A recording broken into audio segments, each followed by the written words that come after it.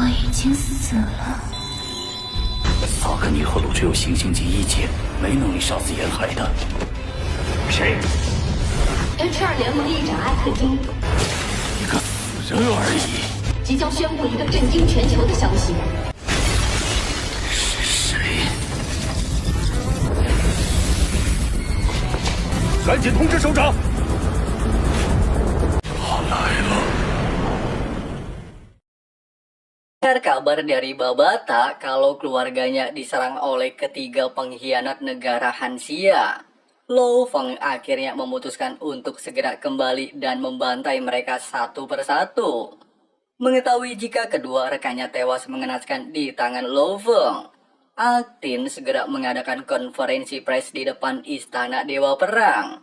Tujuan Aktin ini jelas untuk menarik perhatian, sehingga mengancam Lo Feng untuk tidak membunuhnya di hadapan banyak orang.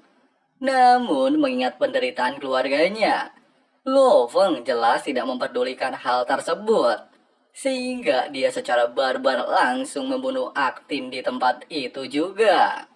Lalu, gimana sih keseruan di episode kali ini? Di hadapan mereka, jelas membuat semua wartawan serta beberapa penduduk yang hadir terlihat panik, sehingga mereka bergegas meninggalkan area Istana Dewa Perang. Di tengah kondisi panik, salah satu mbak-mbak wartawan lantas meminta penjelasan Lo Feng, kenapa dia membunuh ketua aliansi HR. Nggak perlu banyak basa-basi dan banyak cincong. Lo Feng langsung menunjukkan rekaman yang dia dapatkan dari robot virtual. Melihat semua kejadian ini, seketika bikin semua orang tercengang. Mereka tidak menyangka kalau Aktin, Yanhai, dan Nihelu melakukan aksi nekat untuk mencelakai keluarga pahlawan. Oleh sebab itu, mbak-mbak wartawan langsung mengaktifkan siaran darurat, serta memberitahu kalau Lo Feng telah kembali, serta langsung membunuh 3 tetua Istana Dewa Perang. Meski tindakan Lo Feng ini sangatlah di luar nurul, tapi setelah mendapatkan barang bukti dan rekaman tersebut, kasus ini tidaklah dibawa ke jalur hukum. Sedangkan almarhum Aktin, Yanhai, dan Nihelu lantas dinyatakan sebagai pengkhianat. Setelah semua masalah teratasi, Lo Feng bergegas kembali menemui keluarganya. 还有虚线。罗峰，小峰，小峰回来了。我回来了。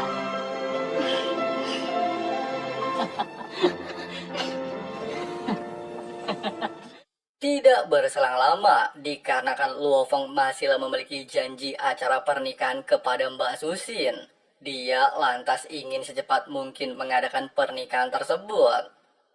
Sebentar, kalian sadar gak sih guys, kalau emaknya Luo Feng sama bapaknya tiba-tiba jadi glowing? Hayo, ada yang tahu nggak kenapa mereka berdua jadi glowing? Keesokan harinya, semua pejuang negara Hansia terlihat mendatangi acara pernikahan Lo Feng dan Susin. Selain acara ini dihadiri oleh komandan militer bernama Zhou, wali kota Pangkalan Jiangnan juga terlihat muncul di lokasi tersebut. Bahkan para pemimpin dari 5 negara juga hadir di acara ini. Sementara itu, pembawa acara terlihat kegirangan. Dia justru tidak menyangka bisa membawakan acara pernikahan semegah dan semewah ini. Bahkan dia malah sempat-sempatnya beranggapan, apakah ini pencapaian terbaiknya sepanjang sejarah? Menjadi seorang pembawa acara pernikahan MC terbaik, gitu katanya guys. Dengan penuh semangat menggebu-gebu, pembawa acara mengumumkan jika pernikahan telah dimulai, serta meminta kedua pengantin naik ke atas panggung. Sambil diiringi backsound ala-ala romantis gitu, Mbak Susin terlihat berjalan ke arah Babang Codet dan didampingi sang kakek. 你守护世界的这个心愿。 Di momen mengharukan ini, baik Lo Feng dan Mbak Susin kembali mengingat kisah lalu mereka berdua ketika baru pertama kali bertemu. Bahkan keduanya saling berjanji untuk saling menunggu. Wih, so sweet banget ya guys ya, kayak mimin gitu.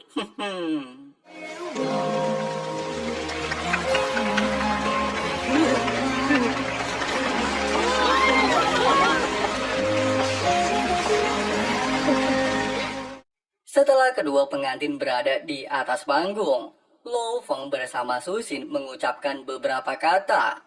Baik miskin ataupun kaya, baik sehat maupun sakit, mereka berdua pastilah akan tetap hidup bersama-sama.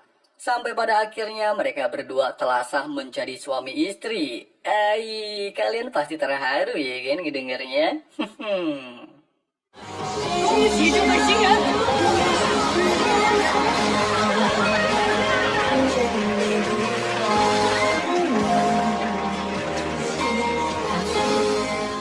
Di saat seluruh umat manusia sedang merayakan pesta pernikahan Lo Feng dan Susin, ya Rao justru terlihat masih cemas melihat kondisi ketua Hong. Meski seluruh kondisi fisik Lisan dan Hong terlihat stabil, namun kedua orang ini masih saja belum sadarkan diri. Bahkan 3 pengawal terlihat sudah hampir pasrah. Selain tidur jiwa tidaklah bisa diobati oleh teknologi buatan manusia. Air kehidupan juga hanya bisa mengobati luka fisik saja, yang artinya mereka hanyalah bisa berharap ada sebuah keajaiban. 我们能做的只有等待吗？ Tepat ketika mereka semua benar-benar kehilangan harapan, Bing San dikejutkan kalau alat detektor berhasil mendeteksi gelombang otak ketua Hong. Dengan perasaan cemas dan bahagia, Hong pada akhirnya sadarkan diri.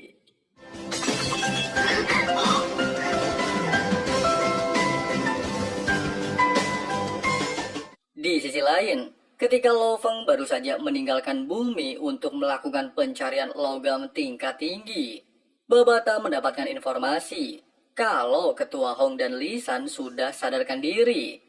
Markas Aula Bela Diri sempat mencoba menghubungi Lo Feng. Meski saat ini mereka berada di luar angkasa dan tidak ada sinyal, namun berkat program AI di dalam diri Babata, mereka masih bisa mendapatkan informasi tepat waktu. Pada awalnya Lo Feng pengen balik ke bumi nemuin Hong, tapi Babata melarangnya dan bilang kalau kristal energi mereka terbatas. Lo Feng bisa menemui ketua Hong dan Lisan setelah selesai melakukan misi. 好吧。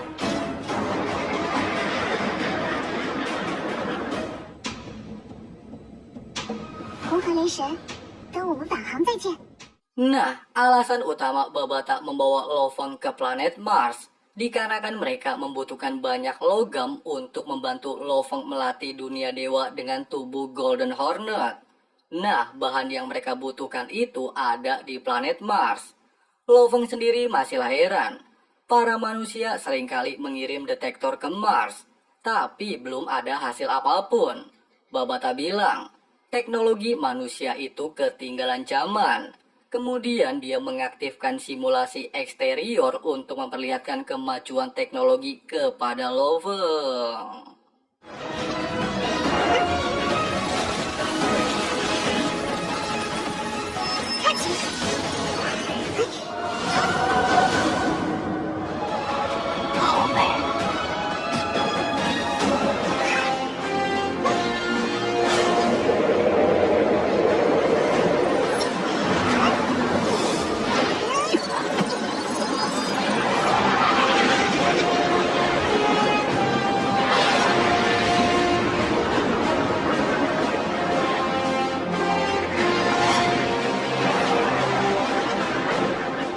Setibanya di planet Mars, Lo Feng dikejutkan dengan sebuah piramid peninggalan peradaban kuno.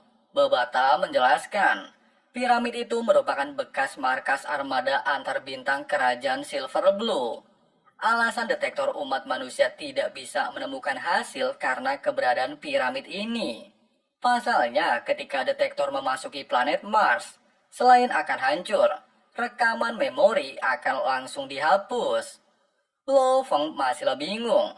Jika memang ada piramid di Mars sama seperti yang ada di bumi, tapi kenapa dalam catatan sejarah manusia tidak pernah menemukan alien memasuki bumi? Babata mengatakan sejarah manusia cuma sampai ribuan tahun saja. Lalu gimana mereka bisa mengetahui kejadian ratusan ribu tahun? Dahulu kala, Area Bima Sakti juga merupakan daerah kekuasaan Huyanbo, merupakan daerah milik Kerajaan Silver Blue. Kerajaan Silver Blue sendiri menjadikan bumi sebagai area peternakan, memelihara banyak monster hebat, kemudian dijual untuk menghasilkan uang. Lo Feng jelas terkejut mendengarkan hal itu. Dia beranggapan, apakah dinosaurus yang hidup 70.000 tahun yang lalu merupakan binatang ternak? Babata membenarkan hal itu, namun dikarenakan bisnis ini berkembang sangat pesat, banyak pesaing yang mencoba menghancurkannya. Dengan kata lain, monster dinosaurus yang pernah hidup di bumi cuman binatang ternak saja.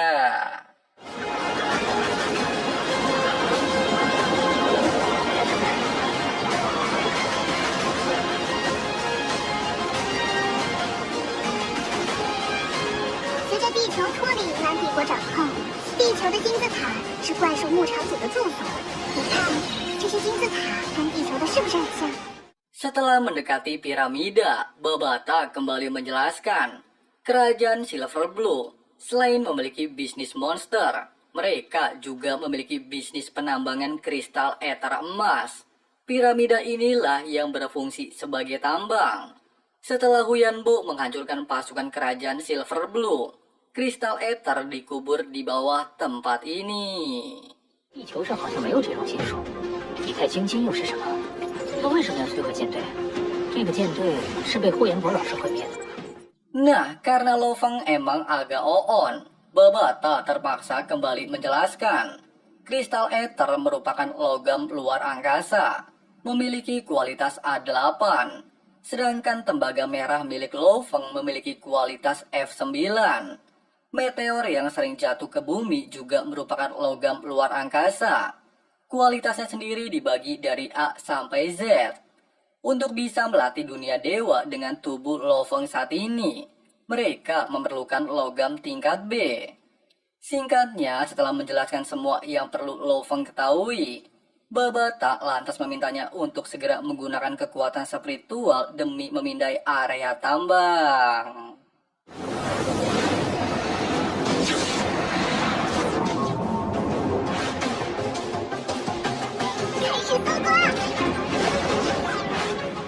Wadidaw, Hong dan Lisan udah bangun ya guys ya. Sedangkan Lo Feng lagi cari harta karun di planet Mars. Waduh, kira-kira dunia dewa seperti apa sih yang mau dikuasai Lo Feng dengan kristal ether? Penasaran ya kan? Nah, untuk preview di episode 91 nantinya, saat kembali ke bumi, Lo Feng terlihat mengalami serangan dari pasukan armada luar angkasa. Waduh, ada juga sosok misterius ya guys ya. Kira-kira siapa sih ini? Ada yang tahu? Komen ya guys ya.